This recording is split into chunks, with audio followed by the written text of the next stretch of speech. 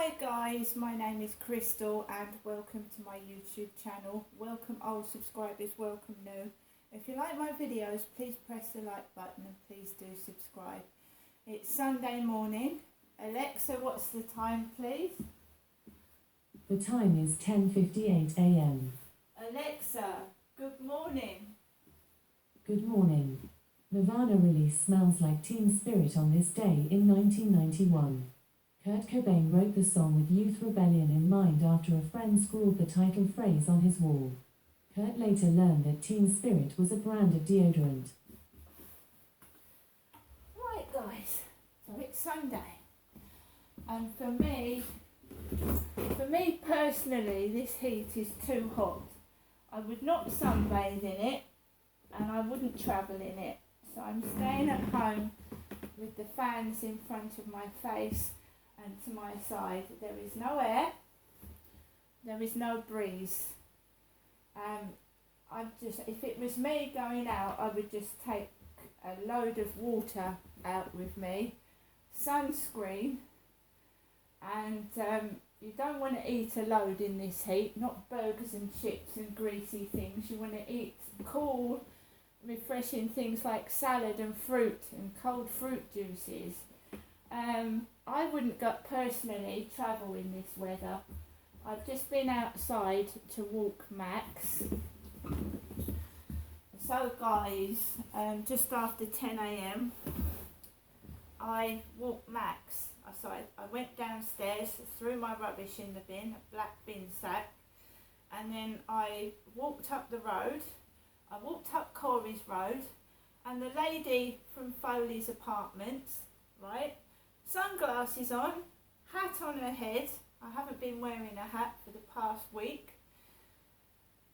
So the lady from Foley Apartments, old lady, nearly 70, sunglasses on her head, jeans. So she's wearing thick clothing and a backpack in this heat. Was coming down Corey's Road as I was going up towards the Rochester Riverside field to walk my dog. Now she was covered head to foot in clothing. She must have been sweating buckets, right? So there was a car parked outside the co-op, like my son used to do. He used to take me to the seaside, right? He used to take me, his mother, to the seaside. And I would meet him by the co-op or Costa's. I would get into the passenger seat of my son's car and we would drive off. So I went into the co-op this morning, right? The co-op, and Kim was in there, the lady with blonde hair, and I grabbed a basket. My whole intention was to get food for my cat so that she can get better. And I don't want to leave my cat alone while she's so thin and needs feeding. So my whole intention was just on my cat, nothing else, getting my cat better. So I got my basket, got my bits of food, got my knickknacks, and I got an ice cream Magnum lolly, you know, one of the new lollies, because I wanted an ice cream. What do you want in hot weather? You want something cold to cool you down, and an ice cream. So I got a Magnum ice lolly, a Magnum one, and it was really nice as well, and it was really cold and cool. I didn't get any coffee. I didn't want a hot coffee, so I got myself a Magnum lolly. So I took my basket to the counter, because in this heat, right, I didn't want to stand at a self-service checkout. It just so happens that Kim was behind the counter. So Kim always puts my shopping in a bag. She's always very professional, very friendly. And of course, when you talk to a customer, her boss was in the co-op. Her boss looks a bit like my ex, small with a beard. He had his Bluetooth headset on. The one that he looks like the guy I dumped at my previous address. So Kim says to me, she says, "Oh, I'd love to go to the seaside. It's just the money, isn't it?" I said, "I know. Costs a fortune." I said, the seaside isn't always is what it seems. I told her, I said, the sea's polluted.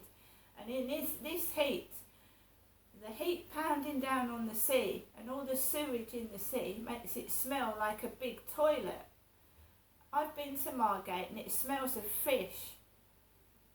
So I'm not interested. I'm quite happy where I am. I live by the Rochester Riverside. I live by the water. There's boats going up and down the water. It's a lovely view. And I can sunbathe on my balcony if I want. But, you know, there are cases of skin cancer where people have burnt themselves without sun cream on. And they, you know, I don't know how skin cancer comes about, but I don't want to burn my skin off in this heat. I'd rather suntan slowly. I'd rather suntan slowly than burn myself. So Kim says to me, she says to me, I'm a single woman and I'm looking for a partner, a male partner. Kim says, I don't know whether she said to me, have you found someone yet? Or I said to her, have you found someone yet? And she turned round to me and said she saw Charlie. So Kim turned round to me and said she saw Charlie. And I said, oh yes. She said, I told him off for walking his dog at 1 in the afternoon. Because between 12 and 2 it's exceptionally hot. And it's hard for dogs as well to be walked in this heat. Sometimes it's better off if you wait till the sun's gone down a bit. They still need to go out, obviously, but they suffer in the heat as well, pets. She also said that his dog was full of fleas. She said his dog was full of fleas. She just said that. And I thought, well, Charlie's girlfriend that he lives with, you know, rents an expensive flat, can't they afford dog treatment? And then I don't judge people, maybe there's a problem, maybe they're financially not well off, and it's very hard. We've been having an exceptionally hot summer, and it's hard to eradicate pests, isn't it? Because you get rid of them and they come back, don't they? So I don't judge people, so I don't know what's going on there. So I said okay, and I left, and I just said, you know, he's an okay guy, but I'm not interested in him as a partner. And then I left the co-op. So we had a conversation about the seaside. I said that I'd been out last year everywhere. I mean, you can't keep going to the same places over and over and over again. So I said I'm quite completely satisfied, I am. And I walked out of the co-op and I walked down Corey's Road into my flat. So I went out this morning to take Max out for a walk, and there's a car parked outside the co-op with a young couple in it, obviously going out to the seaside. And there's that old lady from Foley Apartments going down the road with her sunglasses on, her Charlie hat, with thick clothing on. And I walked past her. And I went on to the Rochester Riverside field, and I just walked Max around. As I was going up the path, there was an unattended bicycle. An unattended bicycle. No word of a lie, there was a bicycle with no owner next to it, and a white helmet on the wall, and his backpack. And I just walked past this bike, walked Max around the field. I can't ride a bike, by the way. I've never learned to ride a bicycle, and I certainly wouldn't steal some poor sod's bicycle. And what use is a plastic helmet to me when I can't ride a bicycle? So someone, honestly, there's no one in sight. They've left their bicycle, their white bicycle helmet and a black backpack unattended. And I've had a call from my mother, Jennifer, this morning. And I was on the field when I was just walking past this bicycle when my mother rang my mobile. My mother! And I couldn't believe what my mother said to me. What did my mother say to me? She said to me, Ginestra. She said, Ginestra, I've got nobody in my flat. So my mother Jennifer said to me this morning, Ginestra, don't worry, I haven't got anybody in my flat. And I said to my mother, well, don't be stupid. I said, I'm not your husband, I'm your daughter. Why would I worry if you had anyone in your flat anyway, Mum? Why would I worry?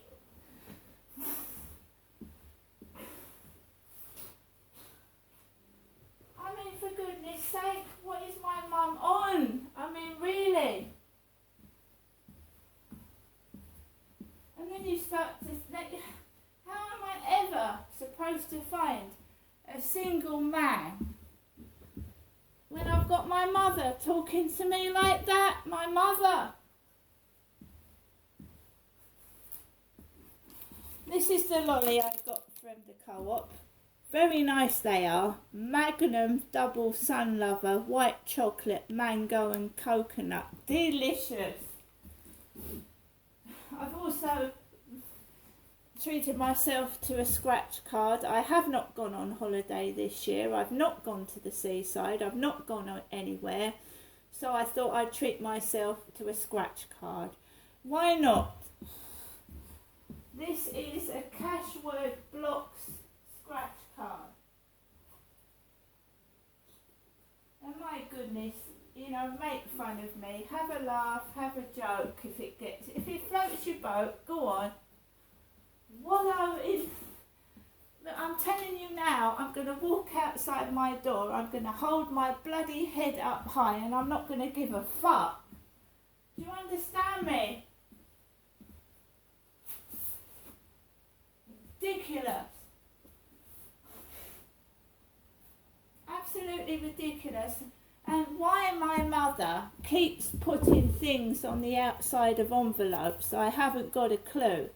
She's been doing that since I was a teenager.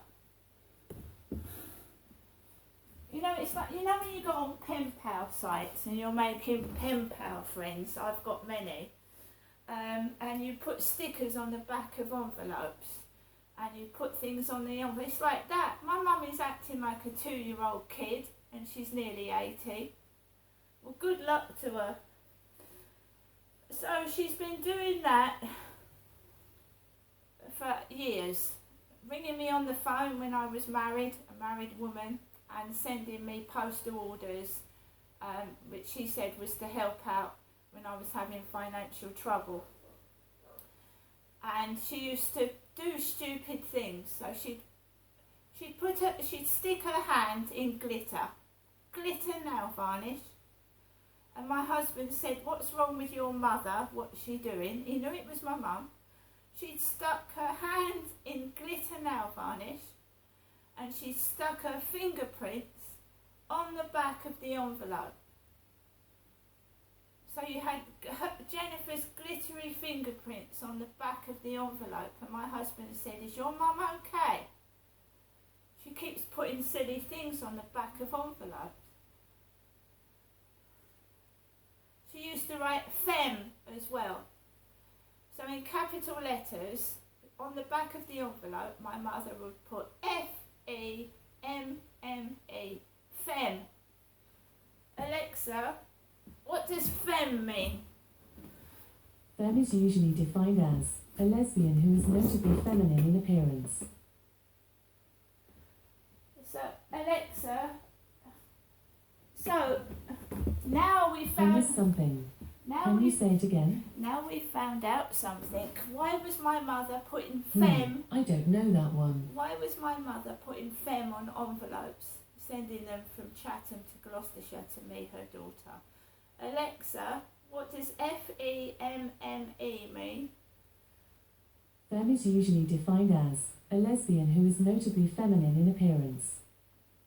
So she's put a word that means lesbian on the back of envelopes to me when I was married to my husband in Gloucestershire. Lesbian.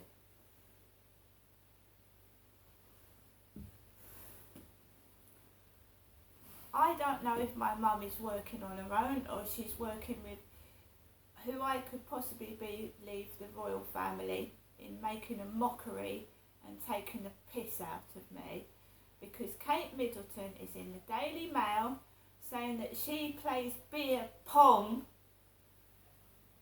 Beer pong? And remember that Gloucestershire is a royal county. Royal. It's got a Gloucestershire Royal Hospital. So Kate Middleton's got that next to her writing. Or she's obviously been interviewed and spoken to, and that is nearly next to the word beer pong. A star.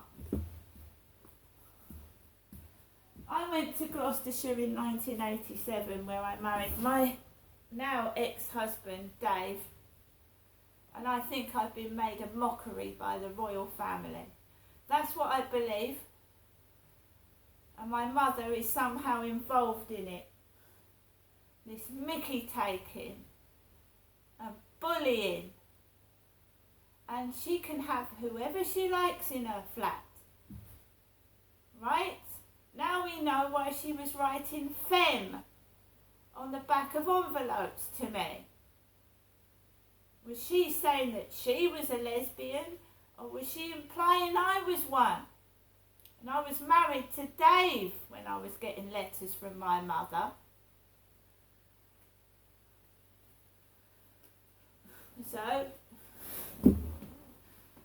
that doesn't say Jennifer, does it? She's written Miss Crystal Marshall Genestra.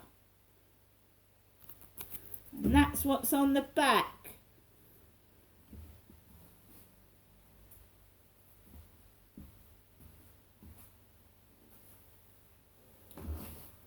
I'm trapped in a prison I can't escape from,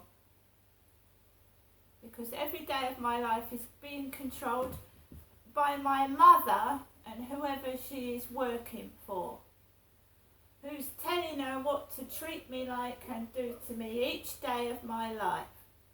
And I'm nearly 60 now. I've had no life whatsoever, and it's not going to stop, because every morning on the phone, hello Genestra, hello. I'm not allowed to grow up and be normal. Right, we'll do the cash word blocks off the video, and we'll see if we've won anything. But I reckon the lottery's controlled as well, especially when it's concerning me. They don't want me to make enough money so that I make my life better, so that I see how the other half live. I'm going to be trapped in prison for the rest of my life by bullies. See you later.